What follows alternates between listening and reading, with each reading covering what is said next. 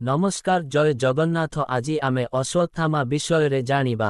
अश्वत्थामा द्रोणाचार्यଙ୍କ पुत्र थिले। तांको माता कृपी थिले। जन्म हेबा मात्रे से घोड़ा परी कांदिथिले। तेणु तांकर नाम अश्वत्थामा रखा जाइथिला कारण से घोड़ा परी शब्द करुथिले। से बहुत निष्ठुर थिले एवं तांकर मन दुष्ट थिला।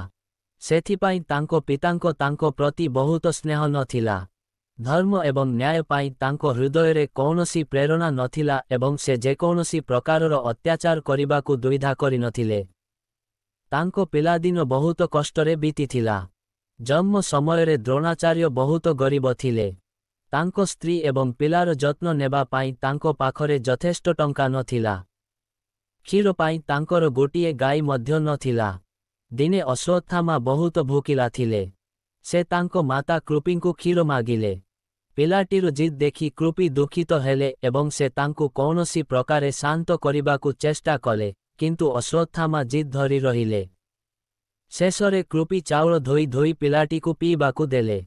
अश्वत्थामा क्षीर एवं पानी मध्यरे पार्थक्य जानी नथिले। से एहाकु क्षीर भाबी पीले एवं सेथिरु किछि संचय करिबा परे से ऋषिंको पुअमानंकु देखाइबाकु गले। ऋषिंको पुअमाने चाउल पानी चिन्नी पारिले एवं अश्वत्थामांकु परिहास करिबाकु लागिले। ता परे अश्वत्थामा अनुभव कले जे तांको माता तांकु अन्य किछि देई भूल करिछंती। से कृपींको कोଳରେ जाई कांदिबाकु लागिले। दारिद्र्य हेतु निज पुअकु ठकी देइथिबा कृपी केते असह्य जंत्रणा अनुभव करिथिले। बाल्यकाल परे अश्वत्थामांको यौवन पूर्ण वैभवरे बीतिला। द्रोणाचार्य द्रुपदंको राज्यर अधा पाइले। ता परे से पांडव एवं कौरवमानंकर शिक्षक हेले, जहा जोगुन तांकु प्रचुर धन मिलिला। अश्वत्थामा थरे कहिथिले जे मोर कौनसी जिनिसर अभाव नाही। मोर धन, शस्य, राज्य, संपत्ति सबु किछि अछि। एहा परे अश्वत्थामांको सम्मान बढ़िबारे लागिला, किंतु महाभारत युद्ध परे तांकु पुणी थरे भगवानंको अभिशाप सहिबाकु पड़िला। अश्वत्थामा जने महान योद्धा थिले। थरे भीष्म पितामह तांकु प्रशंसा करी कहिथिले, अश्वत्थामा जने महान योद्धा। से धनुर्धरमानंको मध्यरे सर्वोत्तम। तांकर एक अनन्य युद्ध शैली अछि एवं से जने शक्तिशाली आक्रमणकारी। युद्ध क्षेत्र से निजे जमराजंको परी देखा जांती, किंतु तांकर गोटिए त्रुटि अछि। से निज जीवन को बहुत भल पाआंती। मृत्यु भय जोगुं से युद्ध को एड़ाई जाआंती। सेथिपाई मुं तांकु ना जने योद्धा ना जने अति महान योद्धा बोली मानी थाए। भीष्म पितामह अश्वत्थामांकु यथार्थ भावरे प्रशंसा करिछंती। से प्रकृतरे एते साहसी पुरुष थिले, किंतु भीष्म तांकु मृत्यु भयभीत व्यक्ति बोली कही तांको चरित्र को खराब करिछंती, जेतेबेले से मृत्यु को भय करिबे बोली एते भयभीत नथिले। अनेक थर से युद्धक्षेत्र को आसी शत्रुर सामना करिथिले। थरे कर्णंको उपरे क्रोधित होई से निज जीवनर चिंता नकरी तांको खंडारे आक्रमण करिथिले।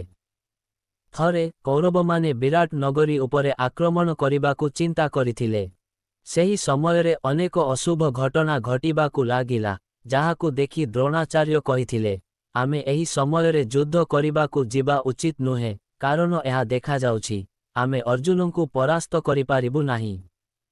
द्रोणाचार्यंको मुखरु अर्जुनंको एही प्रशंसा शुणी कर्णंको हृदय निया लागिगला। जेतेबेले से एहा सह्य करि पारिले नाही, से द्रोणाचार्यंकु कठोर कथा कहिबा आरंभ कले एवं तांको साहसिकता विषय गर्व मध्य करिबाकु लागिले। एही समयरे अश्वत्थामा क्रोधित होई समस्त कौरव एवं कर्णंकु कहिले, निर्दय दुर्योधन व्यतीत अन्य केउ क्षत्रिय एक ठक जुआ माध्यमरे राज्य पाई संतुष्ट होई पारिबो। शिकारी परी छलना माध्यमरे राज्य पाई निजर धन एवं समृद्धि विषय किए गर्व करिबाकु चाहिबो। तुमे केबे पांडवमानंकु परास्त करिछ, जाहांकठारु तुमे सबु किछि नेइछ मुहांमुहिं युद्धरे। केउ युद्धरे तुमे पांडवमानंकु परास्त करी द्रौपदींकु दरबारकु टाणी आनिथिल। कर्ण, आजी तुमे तुमर साहसिकता उपरे गर्व करुछ। मुं कहुछि जे अर्जुन शक्ति एवं वीरत्वरे तुमठारु बहुत श्रेष्ठ। एहा परे से पुणी दुर्योधनंको आड़कु मुहं बुलाई कहिले, जेपरी तुमे जुआ खेलिथिल, जेपरी तुमे द्रौपदींकु दरबारकु टाणी आनिथिल एवं जेपरी तुमे इंद्रप्रस्थर राज्य हड़प करिथिल, ସେହିପରି ବର୍ତ୍ତମାନ ଅର୍ଜୁନଙ୍କ ସାମ୍ନା କର। ତୁମର ମାମୁଁ ଯିଏ କ୍ଷତ୍ରିୟ ଧର୍ମରେ ପାରଙ୍ଗମ ଏବଂ ଜଣେ ଚତୁର ଜୁଆଡ଼ି, ସେ ମଧ୍ୟ ଆସି ତାଙ୍କର ପରାକ୍ରମ ଦେଖାଇବା ଉଚିତ। ତୁମ ମଧ୍ୟରୁ ଯେକୌଣସି ଜଣେ ଯାଇ ସେହି ମହାନ ଅର୍ଜୁନଙ୍କ ସହିତ ଯୁଦ୍ଧ କରିବା ଉଚିତ। ମୁଁ ତାଙ୍କ ସହିତ ଯୁଦ୍ଧ କରିବି ନାହିଁ। ହଁ, ଯଦି ବିରାଟ ଯୁଦ୍ଧକ୍ଷେତ୍ରକୁ ଆସନ୍ତି, ତେବେ ମୁଁ ନିଶ୍ଚିତ ଭାବରେ ତାଙ୍କ ସହିତ ମୁକାବିଲା କରିବି। ଅଶ୍ୱତ୍ଥାମାଙ୍କ କଥା ଶୁଣି ସମସ୍ତେ ନୀରବ ହୋଇଗଲେ। ଅଶ୍ୱତ୍ଥାମା ବହୁତ ସାହସୀ ଏବଂ ନିର୍ଭୀକ ଥିଲେ।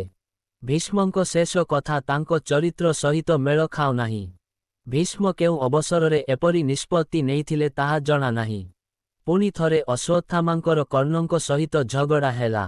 ଦ୍ରୋଣାଚାର୍ଯ୍ୟ କୌରବ ସେନାପତି ଥିବା ସମୟରେ ପାଣ୍ଡବ ସେନାର ହିଂସ୍ରତା ଦେଖି ଦୁର୍ଯ୍ୟୋଧନ କର୍ଣ୍ଣଙ୍କୁ କହିଥିଲେ, ବୀର କର୍ଣ୍ଣ, ତୁମେ ମୋର ବନ୍ଧୁ। ଦେଖ, ପାଣ୍ଡବମାନେ କୌରବ ସେନାକୁ କେତେ ଖରାପ ଭାବରେ ଧ୍ୱଂସ କରୁଛନ୍ତି। ତୁମର ବନ୍ଧୁତା ଦେଖାଇବା, କିଛି କର ଏବଂ ତାହା ଦେଖାଇବା ପାଇଁ ଏହା ହେଉଛି ସଠିକ୍ ସୁଯୋଗ। ଦୁର୍ଯ୍ୟୋଧନଙ୍କ କଥା ଶୁଣି କର୍ଣ୍ଣ ତାଙ୍କ ବୀରତ୍ୱ ବିଷୟରେ ଗର୍ବ କରିବାକୁ ଲାଗିଲେ। ସେ କହିଲେ, ଅର୍ଜୁନ କାହିଁକି ମୋ ସହିତ ଯୁଦ୍ଧ କରିବାକୁ ଆସିବେ? ମୁଁ ତାଙ୍କୁ ଗୋଟିଏ ମୁହୂର୍ତ୍ତରେ ପରାସ୍ତ କରିପାରିବି। ମୋର ତୀକ୍ଷ୍ଣ ତୀରଗୁଡ଼ିକର ସାମ୍ନା କରିବାର ତାଙ୍କର କ୍ଷମତା ଅଛି। ମୁଁ ତାଙ୍କୁ ଯୁଦ୍ଧଭୂମିରେ ପରାସ୍ତ କରି ମୋର ପ୍ରକୃତ ବନ୍ଧୁତା ପ୍ରମାଣ କରିବି। କୃପାଚାର୍ଯ୍ୟ କର୍ଣ୍ଣଙ୍କ ଏହି କଥା ଶୁଣୁଥିଲେ। ତାଙ୍କୁ ବହୁତ ଖରାପ ଲାଗୁଥିଲା। ସେ ଏହି ଅହଙ୍କାର ପାଇଁ କର୍ଣ୍ଣଙ୍କୁ ମଧ୍ୟ ଗାଳି ଦେଇଥିଲେ। ସେ ଏପରି ମଧ୍ୟ କହିଥିଲେ ଯେ ଯଦି ସେ ପୁଣି ଥରେ ଜିଭ ଚାଲେ, ତେବେ ମୁଁ ତାଙ୍କୁ ଏହି ଖଣ୍ଡାରେ କାଟିଦେବି। କୃପାଚାର୍ଯ୍ୟ ଅଶ୍ୱତ୍ଥାମାଙ୍କ ମାମୁଁ ଥିଲେ ଏବଂ କୌରବ ଏବଂ ପାଣ୍ଡବମାନଙ୍କର ମଧ୍ୟ ଶିକ୍ଷକ ଥିଲେ ଏବଂ ଜଣେ ବୃଦ୍ଧ ଥିଲେ। ସେଥିପାଇଁ ଅଶ୍ୱତ୍ଥାମା ତାଙ୍କର ଅପମାନକୁ ସହ୍ୟ କରିପାରିଲେ ନାହିଁ। କ୍ରୋଧରେ ସେ କର୍ଣ୍ଣଙ୍କୁ କହିଲେ, ସାରଥୀର ପୁତ୍ର, ତୁମେ ବହୁତ ନିଷ୍ଠୁର। ତୁମେ ତୁମ ସମ୍ମୁଖରେ କାହାକୁ କିଛି ବି ମନେ କର ନାହିଁ। ତୁମେ ନିଜର ପ୍ରଶଂସା କର। ଯେତେବେଳେ ଅର୍ଜୁନ ଜୟଦ୍ରଥଙ୍କୁ ବଧ କରିଥିଲେ ସେତେବେଳେ ତୁମର ବୀରତ୍ୱ କେଉଁଠି ଥିଲା? ଯଦି ତୁମେ ଜଣେ ପ୍ରକୃତ ଯୋଦ୍ଧା ହୋଇଥାନ୍ତ, ତେବେ ତୁମେ ସେହି ସମୟରେ ଶକ୍ତିଶାଳୀ ଅର୍ଜୁନଙ୍କୁ ସାମ୍ନା କରିବାକୁ ଆଗକୁ ଆସି ତାଙ୍କୁ ପରାସ୍ତ କରି ଜୟଦ୍ରଥଙ୍କ ଜୀବନ ରକ୍ଷା କରିବା ଉଚିତ ଥିଲା। ଏହି କଠୋର କଥା ଶୁଣି କର୍ଣ୍ଣ କ୍ରୋଧିତ ହୋଇଗଲେ। ସେ ଠିଆ ହେଲେ। ଏହି ସମୟରେ ଅଶ୍ୱତ୍ଥାମା ମଧ୍ୟ ତାଙ୍କ ଖଣ୍ଡା ବାହାର କରି ତାଙ୍କୁ ଆକ୍ରମଣ କଲେ। ଯୁଦ୍ଧ ବୃଦ୍ଧି ପାଉଥିବା ଦେଖି ଦୁର୍ଯ୍ୟୋଧନ ଏବଂ କୃପାଚାର୍ଯ୍ୟ ଆସି ହସ୍ତକ୍ଷେପ କଲେ।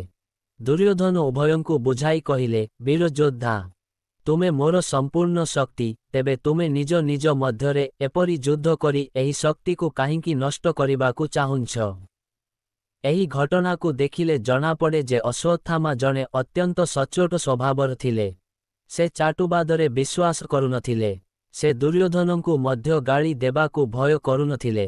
ତେବେ ଏହା କିପରି କୁହାଯାଇପାରିବ ଯେ ଅଶ୍ୱତ୍ଥାମା ଜଣେ କାପୁରୁଷ ଥିଲେ, କିନ୍ତୁ ପରେ ସେ ଚୋର ଭଳି ଏପରି ଅତ୍ୟାଚାରୀ କାର୍ଯ୍ୟ କରିଥିଲେ ଯେ ତାଙ୍କର ସମସ୍ତ ସାହସ ନଷ୍ଟ ହୋଇଗଲା ଏବଂ ତାଙ୍କୁ ଘୃଣ୍ୟ ଏବଂ ନିଷ୍ଠୁର ବୋଲି ବିବେଚନା କରାଯାଉଥିଲା। ସେ ଦ୍ରୌପଦୀଙ୍କ 5 ପୁଅଙ୍କୁ ଅଚେତ ଶୋଇଥିବା ସମୟରେ ହତ୍ୟା କରିଥିଲେ, କିନ୍ତୁ ସେ ଏତେ ନିଷ୍ଠୁର ଏବଂ ବର୍ବର ପିଶାଚ ହେବାର ପଛରେ ଏକ କାରଣ ଅଛି। ତାଙ୍କ ପିତାଙ୍କୁ ମଧ୍ୟ ଅନ୍ୟାୟ ଭାବରେ ହତ୍ୟା କରାଯାଇଥିଲା। ଯେତେବେଳେ ଦ୍ରୋଣାଚାର୍ଯ୍ୟ ଧର୍ମରାଜ ଯୁଧିଷ୍ଠିରଙ୍କଠାରୁ ଅଶ୍ୱତ୍ଥାମାଙ୍କୁ ହତ୍ୟା କରାଯାଇଥିବା ଶୁଣିଲେ, ସେ ତାଙ୍କର ଅସ୍ତ୍ରଶସ୍ତ୍ର ତ୍ୟାଗ କରି ଯୋଗ ମୁଦ୍ରାରେ ତାଙ୍କ ରଥରେ ବସିଲେ। ତା ପରେ ଧୃଷ୍ଟଦ୍ୟୁମ୍ନ ଆସି ତାଙ୍କର ମୁଣ୍ଡ କାଟିଦେଲେ। ଦ୍ରୋଣାଚାର୍ଯ୍ୟ ତାଙ୍କ କର୍ମର ଫଳ ପାଇଥିଲେ, କାରଣ ସେ ମଧ୍ୟ ସେହିପରି ନିରସ୍ତ୍ର ଅଭିମନ୍ୟୁଙ୍କୁ ହତ୍ୟା କରିଥିଲେ। କିନ୍ତୁ ଯେତେବେଳେ ଅଶ୍ୱତ୍ଥାମା ତାଙ୍କ ପିତାଙ୍କ ଅନ୍ୟାୟ ହତ୍ୟା ବିଷୟରେ ଜାଣିଲେ, ସେ ବହୁତ ଦୁଃଖିତ ହେଲେ ଏବଂ କ୍ରୋଧରେ ପାଣ୍ଡବ ଏବଂ ପାଞ୍ଚାଳଙ୍କୁ ବିନାଶ କରିବାକୁ ପ୍ରତିଜ୍ଞା କଲେ। ଦୁର୍ଯ୍ୟୋଧନ ଏଥିପାଇଁ ତାଙ୍କୁ ଆହୁରି ଉସୁକାଇଲେ। ଅଶ୍ୱତ୍ଥାମା ମଧ୍ୟ ଯୁଧିଷ୍ଠିରଙ୍କ ଉପରେ ବହୁତ କ୍ରୋଧିତ ହୋଇଥିଲେ, କାରଣ ସେ କେବେ ସେହି ବ୍ୟକ୍ତିଙ୍କଠାରୁ ଏପରି ମିଥ୍ୟା ଆଶା କରିନଥିଲେ। ସେହି ମୁହୂର୍ତ୍ତରେ ସେ ତାଙ୍କ ହାତ ଉଠାଇ କହିଲେ, ଆଜି ଏହି ଅନ୍ୟାୟର ପ୍ରତିବଦଳରେ ପାଣ୍ଡବମାନଙ୍କ ଶରୀର ପୃଥିବୀରେ ପଡ଼ିଥିବା ଦେଖିବାକୁ ମିଳିବ। ମୁଁ ନାରାୟଣାସ୍ତ୍ର ବ୍ୟବହାର କରିବି, ଯାହାକୁ ମୋ ବ୍ୟତୀତ କେହି ଜାଣନ୍ତି ନାହିଁ। ଏହା ସହିତ ଆଜି ମୁଁ ଶତ୍ରୁର ସମସ୍ତ ଗର୍ବକୁ ଭାଙ୍ଗି ଦେବି ଏବଂ ସେମାନଙ୍କୁ ଏହି ପୃଥିବୀରୁ ସବୁଦିନ ପାଇଁ ପୋଛିଦେବି। ପରଦିନ ଅଶ୍ୱତ୍ଥାମା ସେହି ନାରାୟଣାସ୍ତ୍ର ବ୍ୟବହାର କରିଥିଲେ। ଏହା ପାଣ୍ଡବ ସେନାରେ ବିପର୍ଯ୍ୟୟ ସୃଷ୍ଟି କରିଥିଲା। ଅଗଣିତ ବୀର ଯୋଦ୍ଧା ଆହତ ହୋଇ ଭୂମିରେ ପଡ଼ି ଯାଇଥିଲେ। ସେହି ଅସ୍ତ୍ରକୁ ରୋକିବାର ଶକ୍ତି କାହାରି ନଥିଲା। ଏଠାରେ ଦ୍ରୋଣାଚାର୍ଯ୍ୟଙ୍କ ମୃତ୍ୟୁକୁ ନେଇ ପାଣ୍ଡବମାନଙ୍କ ମଧ୍ୟରେ ବିବାଦ ସୃଷ୍ଟି ହୋଇଥିଲା। ଅର୍ଜୁନ ଏବଂ ସତ୍ୟକି ସେମାନଙ୍କ ଗୁରୁଙ୍କ ଅନ୍ୟାୟ ହତ୍ୟାକୁ ପସନ୍ଦ କରିନଥିଲେ। ଦୁହେଁ ଧୃଷ୍ଟଦ୍ୟୁମ୍ନଙ୍କୁ ଗାଳି ଦେବା ଆରମ୍ଭ କରିଥିଲେ। ସେମାନଙ୍କ ଗୁରୁଙ୍କ ମୃତ୍ୟୁରେ ସେମାନେ ବହୁତ ଦୁଃଖିତ ହୋଇଥିଲେ। ଏତେ ମାତ୍ରାରେ ସତ୍ୟକି ଧୃଷ୍ଟଦ୍ୟୁମ୍ନଙ୍କୁ ହତ୍ୟା କରିବା ପାଇଁ ତାଙ୍କ ଗଦା ଧରି ଆଗକୁ ଆସିଥିଲେ। ସେହି ସମୟରେ ଭଗବାନ କୃଷ୍ଣଙ୍କଠାରୁ ସଂକେତ ପାଇ ଭୀମସେନ ଯାଇ ତାଙ୍କୁ କୌଣସି ପ୍ରକାରେ ଅଟକାଇଲେ, କାରଣ ଏଠାରେ ଅଶ୍ୱତ୍ଥାମା ପାଣ୍ଡବ ସେନାକୁ ହତ୍ୟା କରୁଥିଲେ ଏବଂ ସେଠାରେ ଆଭ୍ୟନ୍ତରୀଣ କଳହ ବୃଦ୍ଧି ପାଉଥିଲା। ଏସବୁ ଯୋଗୁଁ ସମ୍ପୂର୍ଣ୍ଣ ବିନାଶର ଭୟ ଥିଲା। କେତେକ ତାଙ୍କ ଗୁରୁଙ୍କ ହତ୍ୟା ପାଇଁ ଯୁଧିଷ୍ଠିରଙ୍କୁ ଦାୟୀ ମଧ୍ୟ କରିଥିଲେ। ତା ପରେ ଧର୍ମରାଜ କ୍ରୋଧରେ ଧୃଷ୍ଟଦ୍ୟୁମ୍ନଙ୍କୁ କହିଲେ, ତୁମେ ପାଞ୍ଚାଳଙ୍କ ସେନା ସହିତ ପଳାଇଯାଅ। ସତ୍ୟକି ବୃଷ୍ଣି, ଅନ୍ଧକ ଇତ୍ୟାଦି ବଂଶର ଯାଦବମାନଙ୍କ ସହିତ ଯିବା ଉଚିତ।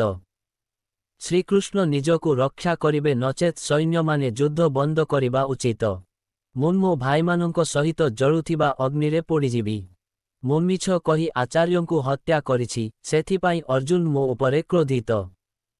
ବରଂ ମୁଁ ମୋର ଜୀବନ ବଳିଦାନ ଦେଇ ଅର୍ଜୁନଙ୍କୁ ଖୁସି କରିବାକୁ ଚାହୁଁଛି।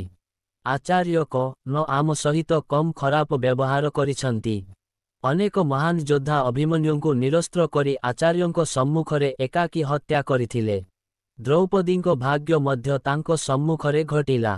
ଯେତେବେଳେ ଦୁର୍ଯ୍ୟୋଧନ କଳାନ୍ତ ହୋଇଗଲେ, ଆଚାର୍ଯ୍ୟ ତାଙ୍କ ଉପରେ ଏକ ଅଭେଦ୍ୟ କବଚ ବାନ୍ଧି ଆମ ଉପରେ ଆକ୍ରମଣ କରିବାକୁ ପଠାଇଥିଲେ। ସେ ଜୟଦ୍ରଥଙ୍କୁ ରକ୍ଷା କରିବା ପାଇଁ ନ କରିନଥିଲେ। ଆଚାର୍ଯ୍ୟ ସତ୍ୟଜିତ ଏବଂ ଅନ୍ୟ ପାଞ୍ଚାଳ ଏବଂ ମୋ ଉପରେ ବିଜୟୀ ହେବାକୁ ଚେଷ୍ଟା କରୁଥିବା ସେମାନଙ୍କ ଭାଇମାନଙ୍କର ଜୀବନ ନେଇଥିଲେ। ଆମେ ଏହାକୁ ଗୁଳି କରି ବ୍ରହ୍ମାସ୍ତ୍ର ପାଇଥିଲୁ। ଯେତେବେଳେ କୌରବମାନେ ଅନ୍ୟାୟ ଭାବରେ ଆମକୁ ବିତାଡ଼ିତ କରିଥିଲେ, ସେତେବେଳେ ମଧ୍ୟ ଆଚାର୍ଯ୍ୟ ଅଟକି ଯାଇଥିଲେ। ସେମାନଙ୍କ ସାମ୍ନା କରିବାରୁ ଆମକୁ ରକ୍ଷା କଲେ। ଆଚାର୍ଯ୍ୟ ଆମ ପ୍ରତି ଉପକାର କଲେ। ଯୁଧିଷ୍ଠିରଙ୍କ କ୍ରୋଧ ଦେଖି ସମସ୍ତ ଯୋଦ୍ଧା ଏକାଠି ଅଟକିଗଲେ। ଧର୍ମରାଜ ଠିକ୍ କଥା କହିଥିଲେ, କାରଣ ଯଦିଓ ଦ୍ରୋଣାଚାର୍ଯ୍ୟ ଗୁରୁ ଥିଲେ, କିନ୍ତୁ ତାଙ୍କ ଭିତରେ ଚତୁରତା ଏବଂ ନିଷ୍ଠୁରତା ମଧ୍ୟ ଥିଲା। ତାଙ୍କ ଭିତରେ ପକ୍ଷପାତିତା ମଧ୍ୟ ଥିଲା। ଯୁଧିଷ୍ଠିରଙ୍କ କ୍ରୋଧରେ ସମୟ ବିତି ଚାଲିଲା ଏବଂ ଅଶ୍ୱତ୍ଥାମାଙ୍କ ଦ୍ୱାରା ମୁକ୍ତ ନାରାୟଣସ୍ତ୍ର ଆହୁରି ଶକ୍ତିଶାଳୀ ହୋଇଗଲା। ତା ପରେ ଭଗବାନ ଶ୍ରୀକୃଷ୍ଣ ସମସ୍ତ ସୈନିକଙ୍କୁ ଯୁଦ୍ଧ କରିବାରୁ ନିବୃତ୍ତ କରି କହିଲେ, ବୀରଗଣ, ଏହି ନାରାୟଣସ୍ତ୍ର ବହୁତ ଶକ୍ତିଶାଳୀ, କେହି ଏହାର ସମ୍ମୁଖୀନ ହୋଇପାରିବେ ନାହିଁ। ତେଣୁ ତୁମେ ସମସ୍ତେ ତୁମର ଅସ୍ତ୍ରଶସ୍ତ୍ରକୁ ପାଖ ଦେଇ ରଖି ନିଜ ଯାନବାହନରୁ ଓହ୍ଲାଇ ପଡ଼ିବା ଉଚିତ। ଭୂମିରେ ଶୋଇ ଏହି ଶକ୍ତିଶାଳୀ ଅସ୍ତ୍ରର ଆକ୍ରମଣରୁ ନିଜକୁ ରକ୍ଷା କରିପାରିବ। ଯଦି କେହି ନିଜ ସାହସିକତାରେ ଗର୍ବିତ ହୋଇ ଏହି ଅସ୍ତ୍ରଶସ୍ତ୍ରର ସମ୍ମୁଖୀନ ହେବାକୁ ଚେଷ୍ଟା କରେ, ତେବେ ଏହା ଆହୁରି ଶକ୍ତିଶାଳୀ ହୋଇଯିବ। କୃଷ୍ଣଙ୍କ ପରାମର୍ଶ ପାଳନ କରି ସମସ୍ତ ଯୋଦ୍ଧା ସେମାନଙ୍କ ଯାନବାହନରୁ ଓହ୍ଲାଇ ଭୂମିରେ ଶୋଇ ପଡ଼ିଲେ, କିନ୍ତୁ ଭୀମସେନ କୃଷ୍ଣଙ୍କ କଥାକୁ ଗମ୍ଭୀରତାର ସହିତ ନେଲେ ନାହିଁ। ତଥାପି ସେ ନିଜର ସାହସିକତା ବିଷୟରେ ଗର୍ବ କରି କହିଲେ, ମୁଁ ଏହି ଅସ୍ତ୍ରକୁ ତୀର ମାରି କିମ୍ବା ମୋର ଗଦାରେ ଆଘାତ କରି ବିଚଳିତ କରିବି। ଭୟ କରିବାର କୌଣସି ଆବଶ୍ୟକତା ନାହିଁ। ଆଜି ମୁଁ ମୋର ବୀରତ୍ୱ ଦେଖାଇବି। ସେ ଅର୍ଜୁନଙ୍କୁ ଗାଣ୍ଡିବ ଉଠାଇବାକୁ ମଧ୍ୟ କହିଥିଲେ, କିନ୍ତୁ ଅର୍ଜୁନ କହିଥିଲେ ଯେ ସେ କେବେ ବି ଗାଈ, ବ୍ରାହ୍ମଣ ଏବଂ ନାରାୟଣସ୍ତ୍ର ବିରୁଦ୍ଧରେ ଗାଣ୍ଡିବ ବ୍ୟବହାର କରିବେ ନାହିଁ। ଅର୍ଜୁନଙ୍କ କଥା ଶୁଣି ଭୀମସେନ କ୍ରୋଧିତ ହୋଇ ଅଶ୍ୱତ୍ଥାମାଙ୍କ ଆଡ଼କୁ ଦୌଡ଼ିଗଲେ। ସେ ଅଶ୍ୱତ୍ଥାମାଙ୍କ ରଥକୁ ତୀର ବର୍ଷା କରି ଲୁଚାଇ ଦେଲେ, କିନ୍ତୁ ଏହା ନାରାୟଣସ୍ତ୍ରକୁ ଆହୁରି ଶକ୍ତିଶାଳୀ କରିଦେଲା। ସେହି ସମୟରେ ଅର୍ଜୁନ ଏବଂ ଶ୍ରୀକୃଷ୍ଣ ଆସି ଭୀମସେନଙ୍କ ହାତରୁ ଅସ୍ତ୍ର ଛଡ଼ାଇ ନେଇ ତାଙ୍କୁ ରଥରୁ ଓହ୍ଲାଇ ଦେଲେ। ଏହାପରେ ନାରାୟଣସ୍ତ୍ର ଶାନ୍ତ ହୋଇଗଲା ଏବଂ ଏହିପରି ପାଣ୍ଡବମାନେ ସମ୍ପୂର୍ଣ୍ଣ ବିନାଶରୁ ରକ୍ଷା ପାଇଲେ। ନାରାୟଣସ୍ତ୍ର ଶାନ୍ତ ହେବା ପରେ ଦୁର୍ଯ୍ୟୋଧନ ପୁଣି ଥରେ ଅଶ୍ୱତ୍ଥାମାଙ୍କୁ ସେହି ଅସ୍ତ୍ର ବ୍ୟବହାର କରିବାକୁ କହିଲେ, କିନ୍ତୁ ଅଶ୍ୱତ୍ଥାମା ପୁଣି ଥରେ ଏହାକୁ ବ୍ୟବହାର କଲେ ନାହିଁ। ଏହାପରେ ସେ ପାଣ୍ଡବ ସେନା ସହିତ ଏକ ଭୟଙ୍କର ଯୁଦ୍ଧ କଲେ ଏବଂ ସେହି ସମୟରେ ସେ ଅଚ୍ୟୁତ ଅଗ୍ନିୟନ୍ତ୍ର ବ୍ୟବହାର କଲେ। ତାଙ୍କର ଉଦ୍ଦେଶ୍ୟ ଥିଲା ଅର୍ଜୁନ ଏବଂ କୃଷ୍ଣଙ୍କ ସମେତ ସମଗ୍ର ପାଣ୍ଡବ ସେନାକୁ ଧ୍ୱଂସ କରିବା, କିନ୍ତୁ ଅର୍ଜୁନ ଶୀଘ୍ର ବ୍ରହ୍ମାସ୍ତ୍ର ବ୍ୟବହାର କରି ସେହି ଅସ୍ତ୍ରକୁ ଶାନ୍ତ କଲେ, କିନ୍ତୁ କିଛି ମୁହୂର୍ତ୍ତ ମଧ୍ୟରେ ଅଗ୍ନିଯନ୍ତ୍ର ପାଣ୍ଡବମାନଙ୍କର ଗୋଟିଏ ଅକ୍ଷୌହିଣୀ ସେନାକୁ ନଷ୍ଟ କରିଦେଲା। ଯେତେବେଳେ ଅଶ୍ୱତ୍ଥାମା କିଛି କରିପାରିଲେ ନାହିଁ, ସେ ନିରାଶାରେ ଯୁଦ୍ଧକ୍ଷେତ୍ରରୁ ଫେରି ଆସିଲେ ଏବଂ ଧନୁର୍ବିଦ୍ୟା କଳାର ସମାଲୋଚନା କରିବାକୁ ଲାଗିଲେ। ବାଟରେ ସେ ମହର୍ଷି ବ୍ୟାସଙ୍କୁ ଭେଟିଲେ। ସେ ତାଙ୍କୁ ବହୁତ ବୁଝାଇ କହିଲେ, ତୁମେ ମୂର୍ଖ। ଅର୍ଜୁନ ଏବଂ ଶ୍ରୀକୃଷ୍ଣଙ୍କୁ ହତ୍ୟା କରିବାର ଶକ୍ତି କିଏ ରଖିଛି ଯେ ତୁମେ ତୁମର ବିଫଳତା ପାଇଁ ଏତେ ଅନୁତାପ କରୁଛ? ବ୍ୟାସଜୀ ତାଙ୍କୁ ବୁଝାଇବା ପରେ ଅଶ୍ୱତ୍ଥାମାଙ୍କ ହୃଦୟର ଦୁଃଖ ଦୂର ହୋଇଗଲା। ମହାଭାରତ ଯୁଦ୍ଧର ଶେଷରେ ଆମେ ଅଶ୍ୱତ୍ଥାମାଙ୍କୁ ଭେଟିଥାଉ। କୌରବ ବଂଶର ସମସ୍ତ ପ୍ରମୁଖ ଯୋଦ୍ଧା ପରାସ୍ତ ହୋଇଥିଲେ, କେବଳ ଦୁର୍ଯ୍ୟୋଧନ ଅବଶିଷ୍ଟ ଥିଲେ। ସେ ଥିଲେ ଶେଷ ସେନାପତି। ପାଣ୍ଡବ ସେନା ପ୍ରବଳ ବେଗରେ ଆଗକୁ ବଢ଼ୁଥିଲା। ତାଙ୍କ ଆକ୍ରମଣରେ ଭୟଭୀତ ହୋଇ କୌରବ ସେନା ପଛକୁ ଦୌଡ଼ିବାକୁ ଲାଗିଲେ। ଏପରିକି ଦୁର୍ଯ୍ୟୋଧନ ମଧ୍ୟ ତାଙ୍କର ପାଦ ହରାଇଲେ। ସେ ମଧ୍ୟ ଦ୍ୱୈପାୟନ ହ୍ରଦରେ ଲୁଚି ରହିଲେ। ସାହସୀ ପାଣ୍ଡବମାନେ ଦୁର୍ଯ୍ୟୋଧନଙ୍କୁ ସବୁଠି ଖୋଜିବା ଆରମ୍ଭ କଲେ ଏବଂ ଯେତେବେଳେ ସେମାନେ ଜାଣିଲେ ଯେ ସେ ହ୍ରଦରେ ଲୁଚି ରହିଛନ୍ତି, ସେମାନେ ହ୍ରଦ କୂଳରେ ପହଞ୍ଚି ଦୁର୍ଯ୍ୟୋଧନଙ୍କୁ ଚ୍ୟାଲେଞ୍ଜ କରିବାକୁ ଲାଗିଲେ, ତାଙ୍କୁ କାପୁରୁଷ ବୋଲି କହିଲେ। ଚ୍ୟାଲେଞ୍ଜ ଶୁଣି ଦୁର୍ଯ୍ୟୋଧନ ବାହାରକୁ ଆସି ଭୀମସେନଙ୍କ ସହିତ ଗଦା ଯୁଦ୍ଧ କଲେ। ସେହି ଯୁଦ୍ଧରେ କୃଷ୍ଣଙ୍କ ଇଙ୍ଗିତରେ ଭୀମସେନ ତାଙ୍କ ଜଙ୍ଘକୁ ଏକ ଗଦାରେ ଆଘାତ କଲେ, ଯାହା ଦ୍ୱାରା ସେ ଆଘାତ ପାଇ ଭୂମିରେ ପଡ଼ିଗଲେ, କିନ୍ତୁ ଏହି କାର୍ଯ୍ୟ ଯୁଦ୍ଧର ନିୟମ ବିରୁଦ୍ଧରେ ଥିଲା। ଭୀମସେନଙ୍କ ଏହି ଅନ୍ୟାୟ ଦେଖି ଅଶ୍ୱତ୍ଥାମା ବହୁତ କ୍ରୋଧିତ ହେଲେ। ଦ୍ୱିତୀୟ ଥର ପାଇଁ ସେ ପାଣ୍ଡବମାନଙ୍କ ଅନ୍ୟାୟ ଦେଖିଥିଲେ। ଦୁର୍ଯ୍ୟୋଧନ ଅସହ୍ୟ ଯନ୍ତ୍ରଣାରେ କାନ୍ଦୁଥିବା ଅବସ୍ଥାରେ ଭୂମିରେ ପଡ଼ି ରହିଥିଲେ। ସେହି ସମୟରେ କୃତବର୍ମା ଏବଂ କୃପାଚାର୍ଯ୍ୟ ମଧ୍ୟ ସେଠାରେ ଉପସ୍ଥିତ ଥିଲେ। ଏହି ଅନ୍ୟାୟରେ ସମସ୍ତେ କ୍ରୋଧିତ ହୋଇଥିଲେ। ଅଶ୍ୱତ୍ଥାମା ଏହାକୁ ସହ୍ୟ କରିପାରିଲେ ନାହିଁ, ତେଣୁ ସେ ହାତ ଉଠାଇ ପ୍ରତିଜ୍ଞା କଲେ ଯେ ଏହିପରି ପାଣ୍ଡବମାନଙ୍କୁ ବିନାଶ କରିବା ପରେ ହିଁ ସେ ସନ୍ତୋଷର ନିଶ୍ୱାସ ନେବେ। ଯେତେବେଳେ ଦୁର୍ଯ୍ୟୋଧନ ଅଶ୍ୱତ୍ଥାମାଙ୍କ ପ୍ରତିଜ୍ଞା ଶୁଣିଲେ, ତାଙ୍କୁ ଲାଗିଲା ଯେପରି କୌରବ ପକ୍ଷରେ ଆହୁରି ଜୀବନ ବାକି ଅଛି। ସେ ତୁରନ୍ତ କୃପାଚାର୍ଯ୍ୟଙ୍କୁ ଅଶ୍ୱତ୍ଥାମାଙ୍କୁ ସେନାପତି ଭାବରେ ଅଭିଷିକ୍ତ କରିବାକୁ କହିଲେ।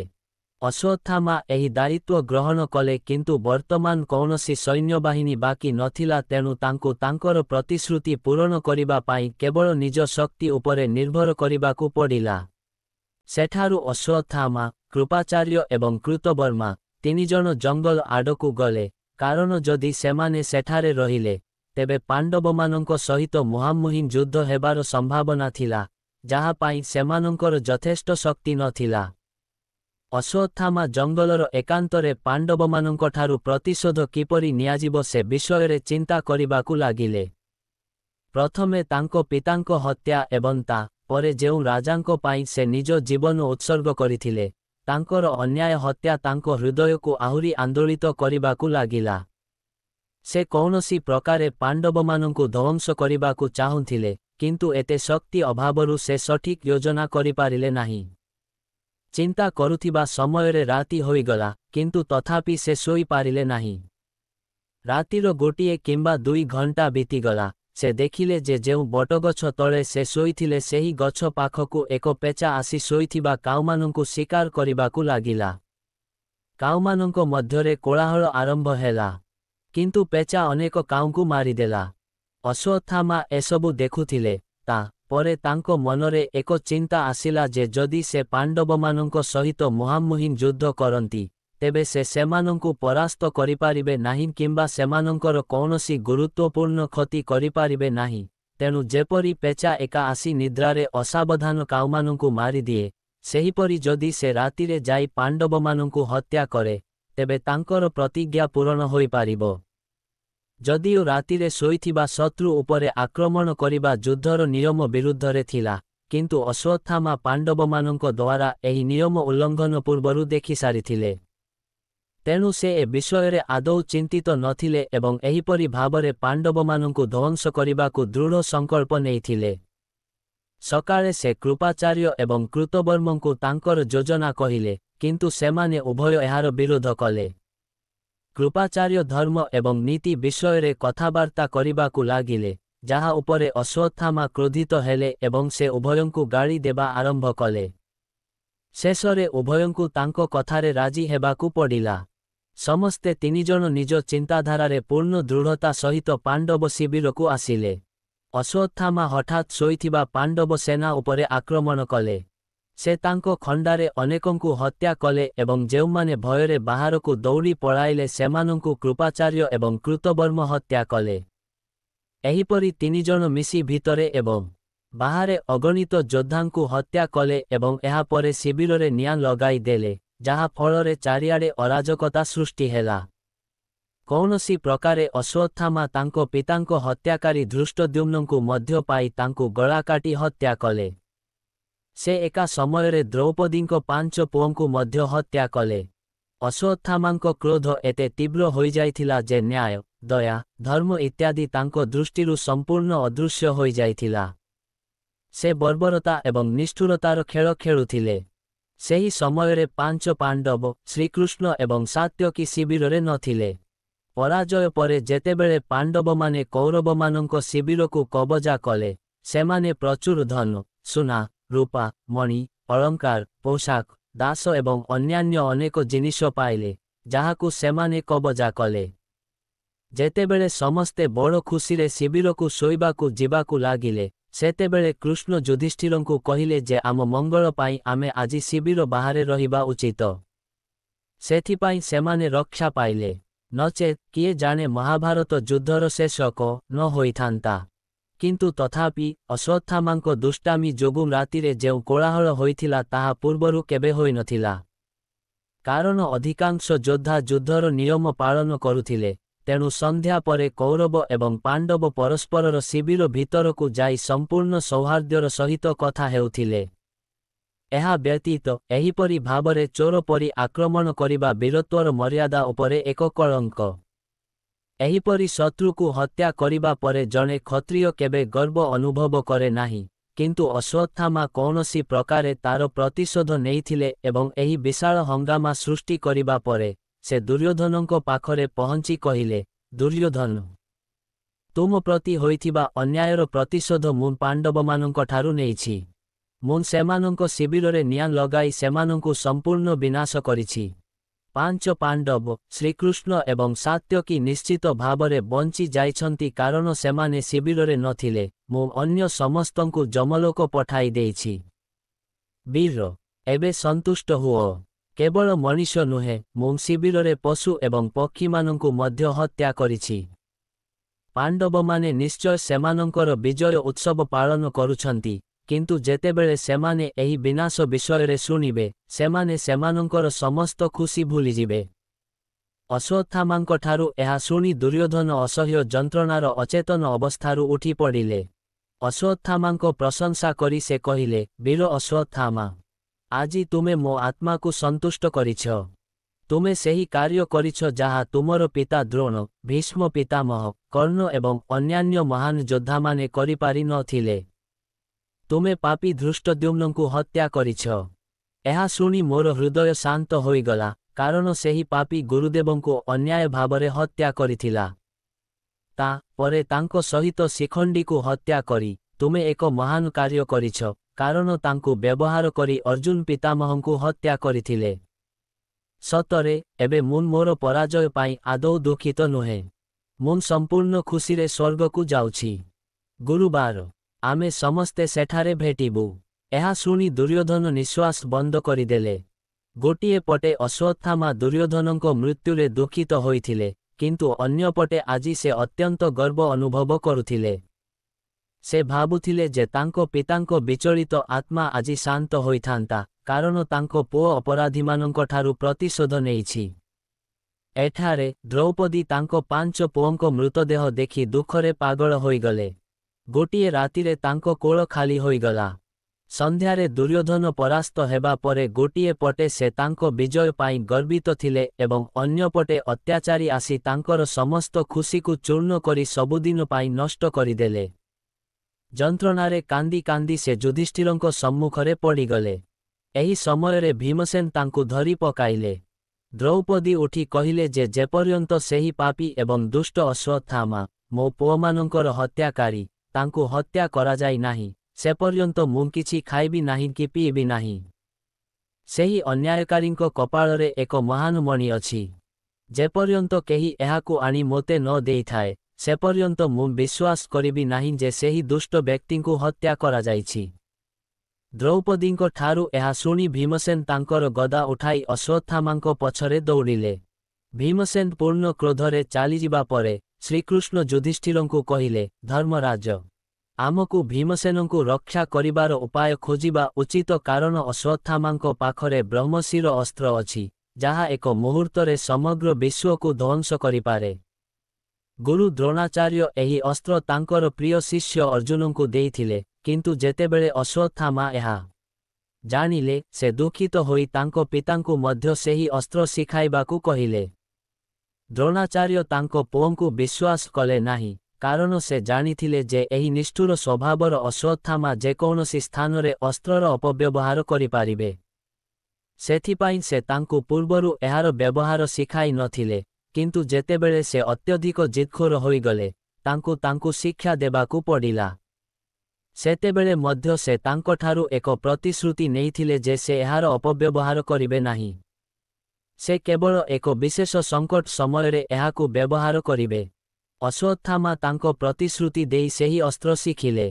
ଏବେ ସେ ସବୁଠାରୁ ବଡ଼ ଭୟ, କାରଣ ଅଶ୍ୱତ୍ଥାମା ନ ଠିକ୍ ଏବଂ ନ ଭୁଲ ତାହା ବିଷୟରେ ଅଧିକ ଚିନ୍ତା କରନ୍ତି ନାହିଁ।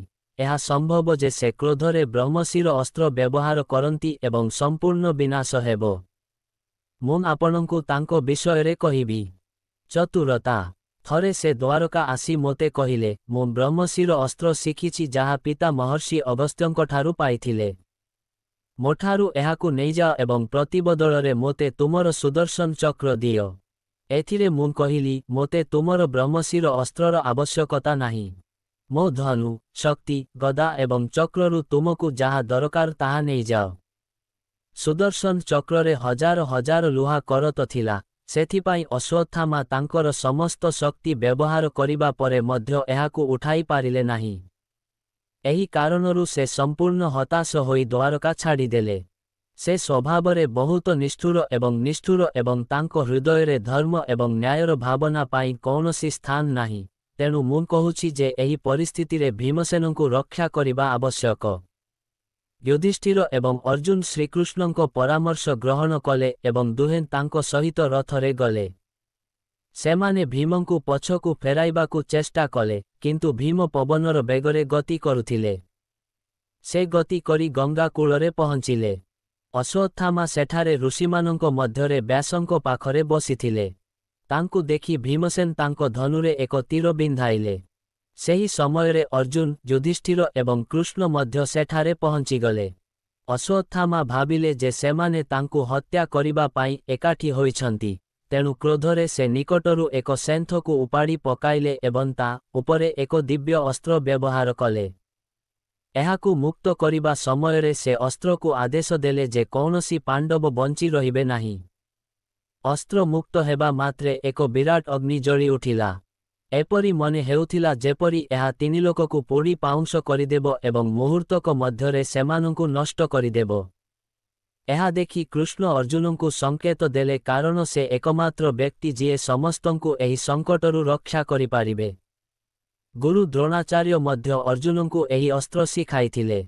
ତା ପରେ ଅର୍ଜୁନ ତାଙ୍କର ଗାଣ୍ଡୀବ ଧନୁ ସହିତ ଯୁଦ୍ଧକ୍ଷେତ୍ରକୁ ଡେଇଁ ପଡ଼ିଲେ ଏବଂ ନିଜ ଏବଂ ତାଙ୍କ ଭାଇମାନଙ୍କ ପାଇଁ ସ୍ୱସ୍ତିକ କହିବା ପରେ ସେ ଦେବତା ଏବଂ ଗୁରୁମାନଙ୍କୁ ପ୍ରଣାମ କଲେ ଏବଂ ବ୍ରହ୍ମଶିର ଅସ୍ତ୍ର ବ୍ୟବହାର କରି ଅସ୍ତ୍ରର ଶକ୍ତିକୁ ଶାନ୍ତ କଲେ। ଉଭୟ ପାର୍ଶ୍ୱରୁ ପ୍ରଚଣ୍ଡ ଅଗ୍ନି ଜଳୁଥିବା ଦେଖି ସେଠାରେ ଗଣ୍ଡଗୋଳ ସୃଷ୍ଟି ହେଲା। ଯେତେବେଳେ ଅର୍ଜୁନ ଉଭୟ ଋଷିଙ୍କୁ ମଧ୍ୟଭାଗରେ ଠିଆ ହୋଇଥିବା ଦେଖିଲେ, ସେ ତୁରନ୍ତ ତାଙ୍କର ଅସ୍ତ୍ରକୁ ଶାନ୍ତ କଲେ ଏବଂ ଏହା ସହିତ କ୍ଷମା ପ୍ରାର୍ଥନା କଲେ କିନ୍ତୁ ଏହା ମଧ୍ୟ କହିଲେ, ହେ ଭଗବାନ, ମୁଁ ଆପଣଙ୍କ ସମ୍ମାନାର୍ଥେ ମୋର ଅସ୍ତ୍ରକୁ ଶାନ୍ତ କରିଛି, କିନ୍ତୁ ଯଦି ଅଶ୍ୱତ୍ଥାମାଙ୍କ ଅସ୍ତ୍ର ଶାନ୍ତ ନ ହୁଏ ତେବେ ଆମର ବିନାଶ ନିକଟତର। ଏବେ ଆପଣ ଆମକୁ କୁହନ୍ତୁ ଆମେ ନ କରିବା ଉଚିତ। ଅଶ୍ୱତ୍ଥାମା ଅସ୍ତ୍ର ବ୍ୟବହାର କିପରି କରିବେ ତାହା ଜାଣିଥିଲେ, କିନ୍ତୁ ତାଙ୍କୁ ଫେରାଇବାର ପଦ୍ଧତି ଜଣା ନଥିଲା। ସେଥିପାଇଁ ବ୍ୟାସଜୀଙ୍କ ପରାମର୍ଶରେ ସେ କହିଥିଲେ, ହେ ମହାନ ଋଷି, ମୁଁ ଅସ୍ତ୍ର ଫେରାଇବି ନାହିଁ। ମୁଁ ପାଣ୍ଡବମାନଙ୍କର ବିନାଶ ଦେଖିବାକୁ ଚାହୁଁଛି। ସେମାନେ ଅତ୍ୟନ୍ତ ଅନ୍ୟାୟୀ, ଦୁଷ୍ଟ ଏବଂ ପାପୀ। ଅଶ୍ୱତ୍ଥାମାଙ୍କ ଆବେଗପୂର୍ଣ୍ଣ କଥା ଶୁଣି ବ୍ୟାସଜୀ ତାଙ୍କୁ ବହୁତ ବୁଝାଇ କହିଲେ, ମୂର୍ଖ ହୁଅ ନାହିଁ ଅଶ୍ୱତ୍ଥାମା। ଦେଖ, ଅର୍ଜୁନ କେବେ ତୁମର ଜୀବନ ନେବାକୁ ଇଚ୍ଛା କରିନଥିଲେ। ସେ ତାଙ୍କର ଅସ୍ତ୍ରକୁ ଶାନ୍ତ କରିଛନ୍ତି, ତେଣୁ ତୁମର ହୃଦୟରୁ ସମସ୍ତ ମନ୍ଦ ଚିନ୍ତାଧାରା ଦୂର କରି ତୁମର ଅସ୍ତ୍ରକୁ ଶାନ୍ତ କର। ତୁମେ ପାଣ୍ଡବମାନଙ୍କର ବିନାଶ କାହିଁକି ଚାହୁଁଛ? ତୁମେ ନ ଜାଣ ନାହିଁ ଯେ ଯେଉଁ ରାଜ୍ୟରେ ବ୍ରହ୍ମଶିର ଅସ୍ତ୍ରକୁ ଏକ ଦିବ୍ୟ ଅସ୍ତ୍ର ଦ୍ୱାରା ନିଷ୍କ୍ରିୟ କରାଯାଏ, ସେଠାରେ 11 ବର୍ଷ ପର୍ଯ୍ୟନ୍ତ ବର୍ଷା ହୁଏ ନାହିଁ। ଏହି କାରଣରୁ ଅର୍ଜୁନ ସକ୍ଷମ ହେବା ସତ୍ତ୍ୱେ ତୁମର ଅସ୍ତ୍ରକୁ ନଷ୍ଟ କରନ୍ତି ନାହିଁ। ସମସ୍ତଙ୍କ କଲ୍ୟାଣ ବିଷୟରେ ଚିନ୍ତା କରି ତୁମର ଅସ୍ତ୍ରକୁ ଶାନ୍ତ କର ଏବଂ ତୁମର କପାଳରେ ଥିବା ମଣିକୁ ଦେଇ ଯୁଧିଷ୍ଠିରଙ୍କ ସହିତ ଆପୋଷ ବୁଝାମଣା କର। ଏହା ଉପରେ ଅଶ୍ୱତ୍ଥାମା କହିଲେ, ହେ ମହର୍ଷି, ଏହି ମଣି ବିଶ୍ୱରେ ଅନନ୍ୟ। ଏହି ପ୍ରକାରର ମଣି ଅନ୍ୟ କୌଣସି ସ୍ଥାନରେ ମିଳିପାରିବ ନାହିଁ। ଯଦି କାହା ପାଖରେ ଏହା ଅଛି, ତେବେ ତାଙ୍କୁ ଅସ୍ତ୍ର, ରୋଗ, କ୍ଷୁଧା, ତୃଷା ଇତ୍ୟାଦି ଯନ୍ତ୍ରଣ ନାହିଁ। ଦେବତା, ରାକ୍ଷସ, ସର୍ପ ଏବଂ ଚୋର ଇତ୍ୟାଦି କେହି ତାଙ୍କୁ କୌଣସି ପ୍ରକାରେ ହଇରାଣ କରିପାରିବେ ନାହିଁ। ମୁଁ କେବେ ବି ଆପଣଙ୍କ ଆଦେଶ ଅମାନ୍ୟ କରିପାରିବି ନାହିଁ। ଏହା ମୋର ମଣି। ଯଦି ଆପଣ ଚାହାନ୍ତି, ତେବେ ଆପଣ ଏହାକୁ ଯୁଧିଷ୍ଠିରଙ୍କୁ ଦେଇପାରିବେ, କିନ୍ତୁ ମୋର ଏହି ଶକ୍ତିଶାଳୀ ଅସ୍ତ୍ର ନିଶ୍ଚିତ ଭାବରେ ଉତ୍ତରାଙ୍କ ଗର୍ଭରେ ପଡ଼ିବ। ଏବେ ପାଣ୍ଡବମାନଙ୍କର ଉତ୍ତରାଧିକାରୀ ଜନ୍ମ ନେବେ। ତାଙ୍କୁ ବିନାଶ କରି ମୁଁ ପାଣ୍ଡବମାନଙ୍କର ବଂଶ ଏବଂ ବଂଶକୁ ସମ୍ପୂର୍ଣ୍ଣ ଭାବରେ ନଷ୍ଟ କରିବାକୁ ଚାହୁଁଛି। ଅଶ୍ୱତ୍ଥାମାଙ୍କ ଏହି ନିଷ୍ଠୁର ନିଷ୍ପତ୍ତି ଶୁଣି ବ୍ୟାସ ଚୁପ୍ ହୋଇଗଲେ, କିନ୍ତୁ ଶ୍ରୀକୃଷ୍ଣ କହିଲେ, ଅଶ୍ୱତ୍ଥାମା, ତୁମର ଦିବ୍ୟ ଅସ୍ତ୍ରର ପୂର୍ଣ୍ଣ ଶକ୍ତି ଦେଖାଅ। ଗର୍ଭରେ ଥିବା ଶିଶୁଟି ମୃତ ହୋଇ ଜନ୍ମ ହେବ, କିନ୍ତୁ ସେ ଜୀବିତ ରହିବ ଏବଂ 60 ବର୍ଷ ପର୍ଯ୍ୟନ୍ତ ରାଜତ୍ୱ କରିବ ଏବଂ ପାଣ୍ଡବମାନଙ୍କ ବଂଶକୁ ଆଗକୁ ବଢ଼ାବ। କୌରବ ବଂଶ ନଷ୍ଟ ହେବା ସମୟରେ ସେ ଜନ୍ମ ହୋଇଥିଲେ ବୋଲି ତାଙ୍କର ନାମ ପରୀକ୍ଷିତ ରଖାଯିବ। କୃପାଚାର୍ଯ୍ୟ ତାଙ୍କୁ ଧନୁର୍ବେଦ ଶିକ୍ଷା ଦେବେ, କିନ୍ତୁ ଅଶ୍ୱତ୍ଥାମା, ଏହି ନିଷ୍ଠୁରତା ଏବଂ ଅମାନବତା ପାଇଁ ତୁମକୁ ପୂର୍ଣ୍ଣ ଦଣ୍ଡ ଦେବାକୁ ପଡ଼ିବ। ତୁମକୁ 3000 ବର୍ଷ ପର୍ଯ୍ୟନ୍ତ ଏକ ନିର୍ଜନ ଦେଶରେ ଏକାକୀ ବୁଲିବାକୁ ପଡ଼ିବ। ତୁମ ସହିତ କେହି କଥା ହେବେ ନାହିଁ। ତୁମ ଶରୀରରୁ ପୂଜ ଏବଂ ରକ୍ତର ଦୁର୍ଗନ୍ଧ ବାହାରିବ। ତୁମେ କୁଷ୍ଠ ଏବଂ ଅନ୍ୟାନ୍ୟ ଅନେକ ରୋଗରେ ପୀଡ଼ିତ ହେବ, ଯାହା ଯୋଗୁଁ ତୁମର ଜୀବନ ଏକ ନିରନ୍ତର ଅଭିଶାପ ହୋଇ ରହିବ। ଶ୍ରୀକୃଷ୍ଣଙ୍କ କଥା ଦୃଢ଼ ଥିଲା। ଏହା ହେଉଛି ଦେବତାମାନେ ଅଶ୍ୱତ୍ଥାମାଙ୍କୁ ଦେଇଥିବା ଦଣ୍ଡ। ତାଙ୍କଠାରୁ ମଣି ଛଡ଼ାଇ ନିଆଯାଇଛି। ଦ୍ରୌପଦୀ ଅଶ୍ୱତ୍ଥାମାଙ୍କ ଉପରେ ବହୁତ କ୍ରୋଧିତ ଥିଲେ। ସେ ତାଙ୍କ ପୁତ୍ରମାନଙ୍କ ହତ୍ୟା ପାଇଁ ତାଙ୍କଠାରୁ ପ୍ରତିଶୋଧ ନେବାକୁ ଚାହାନ୍ତି ଏବଂ ସେହିପରି ଭୀମସେନ ମଧ୍ୟ ପୂର୍ଣ୍ଣ କ୍ରୋଧରେ ତାଙ୍କୁ ହତ୍ୟା କରିବାକୁ ଚାହାନ୍ତି, କିନ୍ତୁ ଯୁଧିଷ୍ଠିର ଦୟା ଦେଖାଇ ତାଙ୍କୁ ଛାଡ଼ି ଦିଅନ୍ତି ଏବଂ ସେ ତାଙ୍କ ଭାଗ୍ୟ ପାଇଁ ଦୁଃଖିତ ହୋଇ ଜଙ୍ଗଲକୁ ଯାଆନ୍ତି। କୁହାଯାଏ ଯେ ସେ ଅମରତ୍ୱ ପ୍ରାପ୍ତ କରିଥିଲେ, ତେଣୁ ଆଜି ମଧ୍ୟ କିଛି ସ୍ଥାନରେ ଏହି ବିଶ୍ୱାସ ପ୍ରଚଳିତ ଯେ ଅଶ୍ୱତ୍ଥାମା ଜଣେ ଗରିବ ଭିକାରୀଙ୍କ ବେଶରେ ସହର ଭିତରକୁ ଆସନ୍ତି, କିନ୍ତୁ କେହି ତାଙ୍କୁ ଚିହ୍ନି ପାରନ୍ତି ନାହିଁ।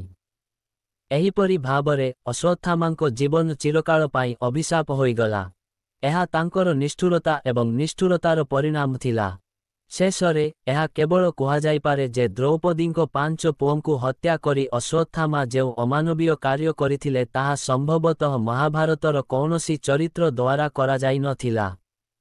ଏହା ଏକ ଅତ୍ୟନ୍ତ ଘୃଣ୍ୟ ଏବଂ ଘୃଣ୍ୟ କାର୍ଯ୍ୟ ଥିଲା। ସେଥିପାଇଁ ଅଶ୍ୱତ୍ଥାମା ଯେତେ ମହାନ ଯୋଦ୍ଧା ଥିଲେ ଏବଂ ସେ ଧନୁର୍ବିଦ୍ୟାରେ ଯେତେ ପାରଙ୍ଗମ ଥିଲେ, ତାଙ୍କ ପ୍ରତି ମଣିଷର ହୃଦୟରେ ସମ୍ମାନର ଭାବନା ଉତ୍ପନ୍ନ ହୁଏ ନାହିଁ। ଏହା କହିବାକୁ ପଡ଼ିବ ଯେ ସେ ଜଣେ ପ୍ରକାରର ମାନବ ପିଶାଚ ଥିଲେ, ଯିଏ ପ୍ରତିଶୋଧର ନିଆଁରେ ସମ୍ପୂର୍ଣ୍ଣ ଅନ୍ଧ ହୋଇ ସବୁଠାରୁ ଘୃଣ୍ୟ କାର୍ଯ୍ୟ କରିପାରିବେ।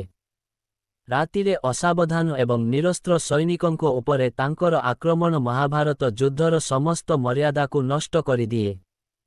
ସେହି ବିଶାଳ ଯୁଦ୍ଧ ବିଷୟରେ କାହାଣୀ ଆଜି ପର୍ଯ୍ୟନ୍ତ ପ୍ରଚଳିତ ଯେ ସେମାନେ ପ୍ରକୃତ ଯୋଦ୍ଧା ଥିଲେ, ଯେଉଁମାନେ ସାରା ଦିନ ଲଢ଼ିଥିଲେ ଏବଂ ସନ୍ଧ୍ୟା ହେବା ମାତ୍ରେ ପରସ୍ପରର ଶିବିରକୁ ଆସି ପରସ୍ପରକୁ ଆଲିଙ୍ଗନ କରିଥିଲେ। ଆଜିର ଯୁଦ୍ଧ ଏବଂ ସେହି ମହାଭାରତ ଯୁଦ୍ଧ ମଧ୍ୟରେ ଏହା ହିଁ ପାର୍ଥକ୍ୟ ଥିଲା।